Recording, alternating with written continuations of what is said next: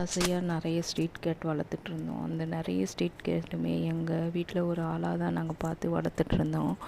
ஒவ்வொரு ஸ்ட்ரீட் கேட்டுமே ஒவ்வொரு டைமும் இறந்து போயிடுச்சு. ஆக்சிடெண்ட்டு வண்டி இடித்து தான் இறக்குது. ஆனால் அந்த வண்டி இடித்ததுக்கப்புறம் அதுக்கு ரத்தமும் வரல, ஒன்றும் வரல. ஆனால் அது ஒரு மாதிரி மூச்சு இழுத்து காலை உதச்சி இறக்குது. இது எதனாலன்னு எனக்கு சரியாக தெரியல.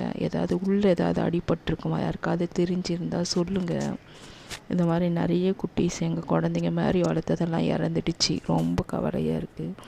இன்றைக்கி கொஞ்ச நேரத்தில் நான் ரெஸ்ட் ரூம் பாத்ரூம் கூட்டின்னு போகிறதுக்காக வெளியே கூட்டிகிட்டு போனேன். அவங்கள அந்த குழந்த வராமல் தான் இருந்தது. அப்புறம் நான் இருக்குன்னே நம்பிக்கையில் அது வந்தது.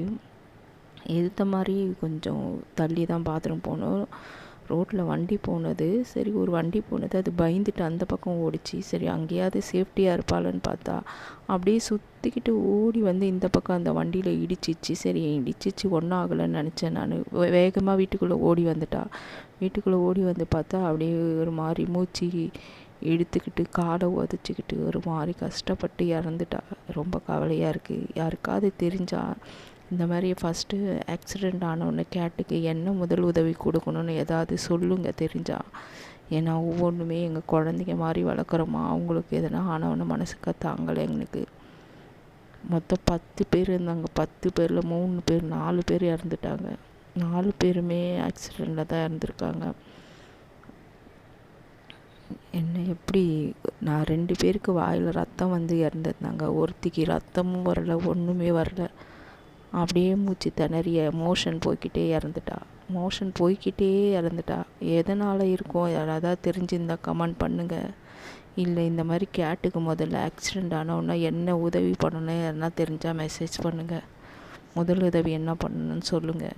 ஏன்னா நிறைய நாங்கள் ஸ்ட்ரீட் கேட்ஸு அழகாக வளர்த்துட்ருந்தோம். எங்கள் குழந்தைங்க மாதிரி வளர்த்துட்ருந்தோம். அது இப்படி இறந்து போகிறது மனசு தாங்கலை. அது குழந்த அது 5 மாதம்தான் ஆகுது. அது கூட பிறந்த அத்தனையுமே இறந்துடுச்சு. 3 பேர் இருந்தாங்க. 3 பேருமே இறந்துட்டாங்க.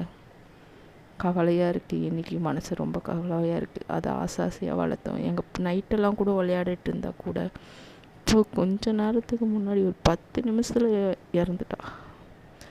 யாருக்காவது ஏதாவது தெரிஞ்சால் ஆக்சிடெண்ட் ஆன உடனே கேட்டுக்கு ஏதாவது முதல் உதவி என்ன பண்ணணும்னு கொஞ்சம் சொல்லுங்கள் கமெண்ட்டில்.